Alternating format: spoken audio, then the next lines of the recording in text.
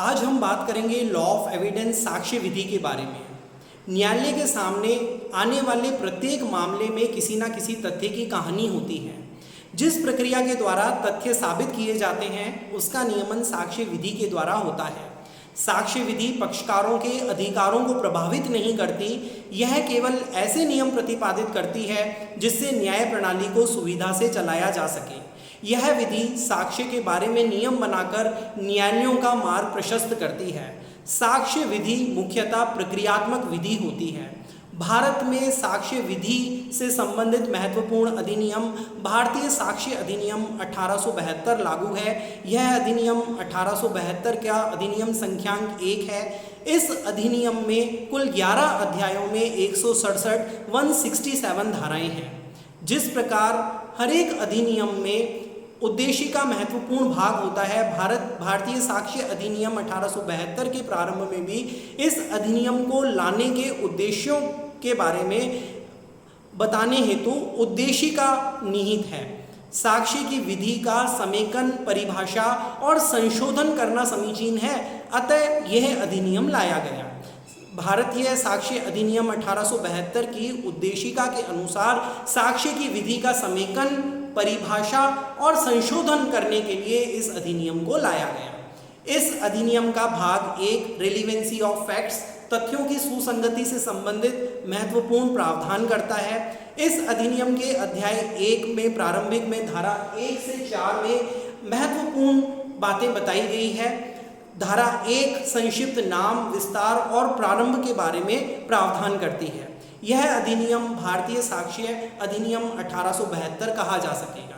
इसका विस्तार जम्मू कश्मीर राज्य के सिवाय संपूर्ण भारत पर होगा और ये किसी न्यायालय में या के समक्ष की जिसके अंतर्गत army act, Indian navy act, naval discipline act या एयरफोर्स एक्ट से के अधीन संयोजित सेना न्यायालयों से भिन्न सेना न्यायालय आते हैं कि समस्त न्यायिक कार्यवाहियों को लागू है।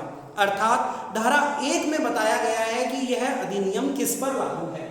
यह अधिनियम लागू है न्यायालय में या के समक्ष की जिसके अंतर्गत army act, naval discipline act, Indian navy discipline act या एयरफोर्स एक्ट के अधीन संयोजित सेना न्यायालयों से भिन्न सेना न्यायालय आते हैं कि समस्त न्यायिक कार्यवाहियों को लागू है। इसी धारा में आगे बताया गया है कि किस पर यह अधिनियम लागू नहीं होगा, किंतु ना तो किसी भी न्यायालय या ऑफिसर के समक्ष पेश किए गए शपथ पत्रों को और ना किसी मध्यस्थ के समक्ष की कार्यवाहियों को ये लागू होगा। अर्थात भारतीय साक्ष्य अधिनियम ना तो किसी न्यायालय या ऑफिसर के समक्ष पेश किए गए शपथ पत्रों को, एफिडेविट्स को और ना किसी मध्यस्थ आर्बिट्रेटर के समक्ष की कार्यवाही को लागू होगा। यह 1 सितंबर 1872 से लागू है। धारा 2 अधिनियमितियों का निरसन, रिपील ऑफ इनेक्टमेंट के बारे में है।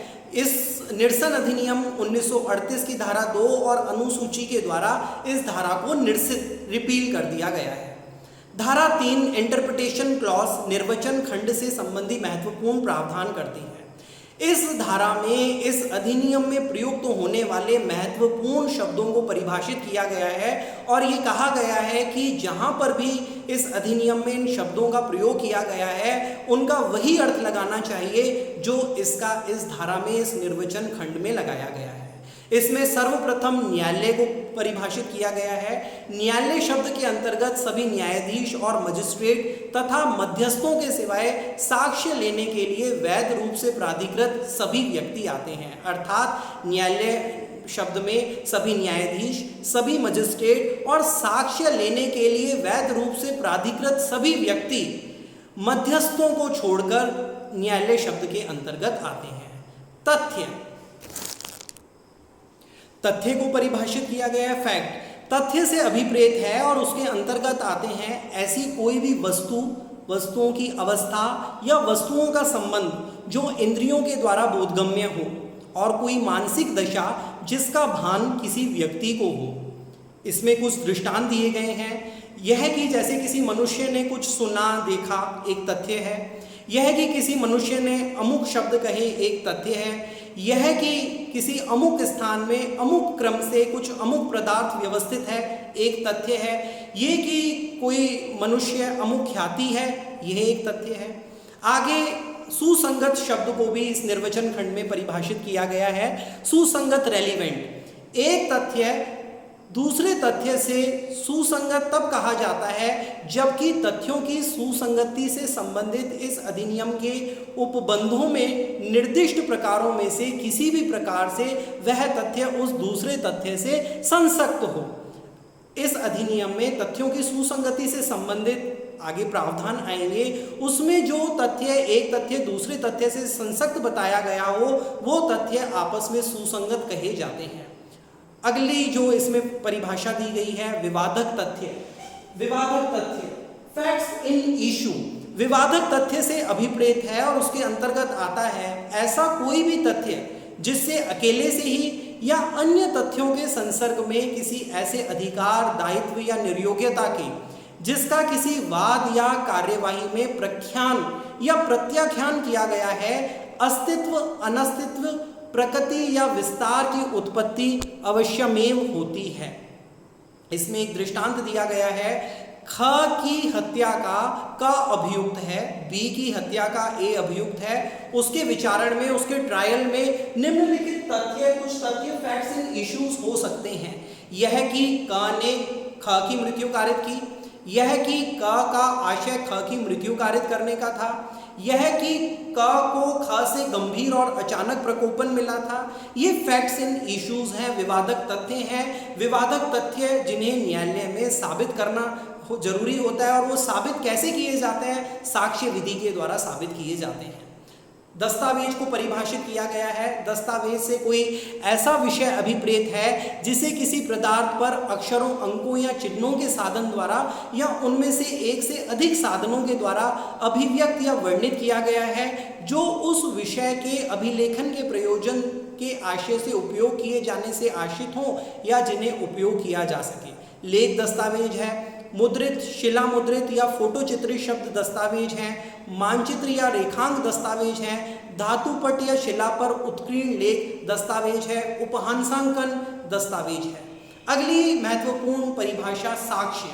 साक्ष्य से अभिप्रेत है और उसके अंतर्गत आते हैं नंबर 1 वे सभी कथन जिनके जांचाधीन तथ्यों के विषयों के संबंध में न्यायालय अपने समक्ष साक्षियों के द्वारा किए जाने की अनुज्ञा देता है या अपेक्षा करता है, ऐसे कथन मौखिक साक्ष्य कहलाते हैं।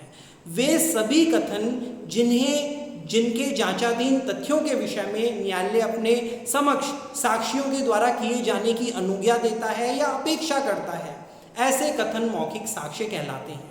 सेकंड, न्यायालय के निरीक्षण के लिए पेश की गई दस्तावेजें जिसके अंतर्गत इलेक्ट्रॉनिक अभिलेखें भी हैं, ऐसी दस्तावेजें दस्तावेजी साक्ष्य कहलाती हैं।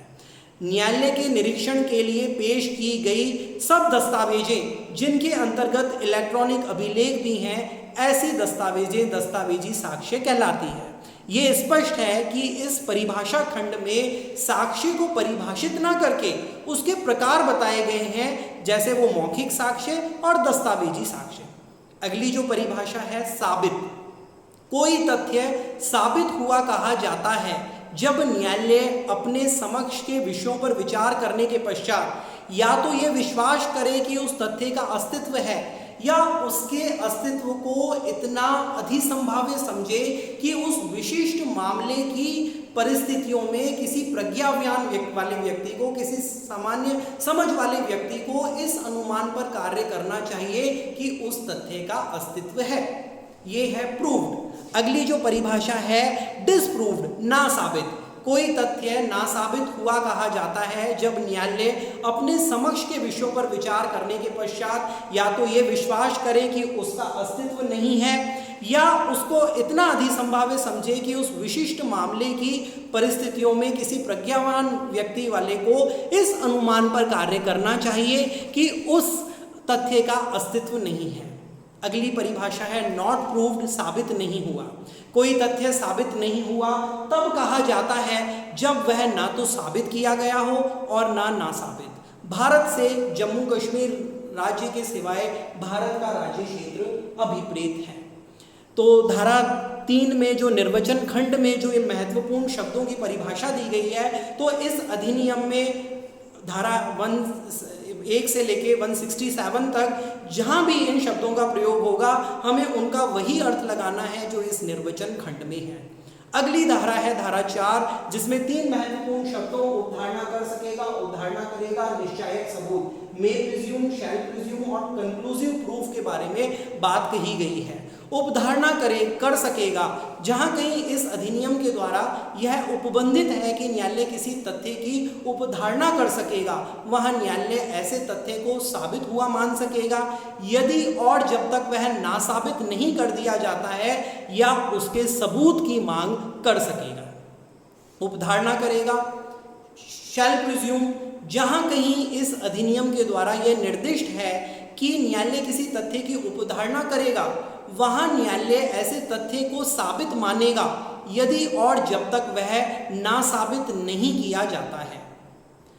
थर्ड, निश्चायक सबूत, कॉन्क्लूसिव प्रूफ, जहां कि इस अधिनियम के द्वारा एक तथ्य किसी अन्य तथ्य का निश्चायक सबूत घोषित कर दिया गया है, वहां न्यायालय उस एक तथ्य के साबित हो जाने पर उस अन्य तथ्य को साबित मानेगा और उसे नासाबित करने के प्रयोजन से साक्ष्य दिए जाने की अनुज्ञा नहीं देगा। न्यायालय में हर एक तथ्य को साक्ष्य के द्वारा साबित नासाबित करना होता है। तो उसी संबंध में धारा 4 है, may presume, shall presume, conclusive proof. May presume उपधारणा कर सकेगा, ये बताता है कि जहाँ कहीं इस अधिनियम में के द्वारा यह उपबंधित है कि न्यायालय किसी तथ्य की उपधारणा कर सकेगा, वहाँ न्यायालय ऐसे तथ्य को साबित हुआ मान सकेगा यदि और जब तक कि वह नासाबित नहीं कर दिया जाता है या उसके सबूत की मांग कर सकेगा। उपधारणा करेगा, जहाँ कहीं इस अधिनियम के द्वारा किसी धारा में न्यायालय को किसी तथ्य की उपधारणा करनी है, लिखा है शैल प्रिज्यूम कि न्यायालय तथ्य की उपधारणा करेगा, वहाँ न्यायालय किसी तथ्य की उपधारणा करेगा, वहाँ न्यायालय ऐसे तथ्य को साबित मानेगा और यदि वह जब तक नासाबित नहीं किया जाता है। जहाँ इस अधिनियम के द्वारा निश्चायक सबूत, कंक्लूसिव प्रूफ की बात आती है, तो इस अधिनियम एक तथ्य दूसरे तथ्य का निश्चायक सबूत तब माना गया है वहाँ न्यायालय एक तथ्य के साबित हो जाने पर अन्य तथ्य को भी साबित मानेगा और उसे ना साबित करने के प्रयोजन से साक्ष्य दिए जाने की अनुज्ञा नहीं देगा।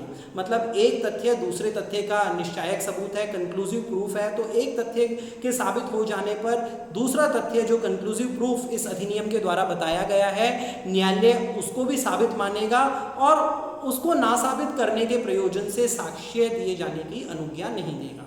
तो ये जो अध्याय था जिसमें धारा 1 से 4 थी, ये संक्षिप्त नाम प्रवर्तन विस्तार और निर्वचन खंड से संबंधित महत्वपूर्ण धाराएं हैं इसमें, जो हमारे पूरे इंडियन एविडेंस एक्ट 1872 में यूज में आएंगी। तो हमें इन पूरे निर्वचन खंड में परिभाषा जो खंड है, निर्वचन खंड है, उसमें प्रयुक्त आए शब्दों को अच्छे से समझना है, अच्छे से पढ़ना है। जो अभी आज हमने ये देखा कि इसमें कुल 11 अध्याय हैं, 167 धाराएं हैं। अध्याय 1 प्रारंभिक धारा 1 से 4 है। अब हम नेक्स्ट जो हमारा लेक्चर होगा उसमें इसका आगे तथ्यों की सुसंगति के विषय में, of the relevancy of facts के बारे में बात करेंगे कि किन किन तथ्यों का साक्ष्य दिया जा सके।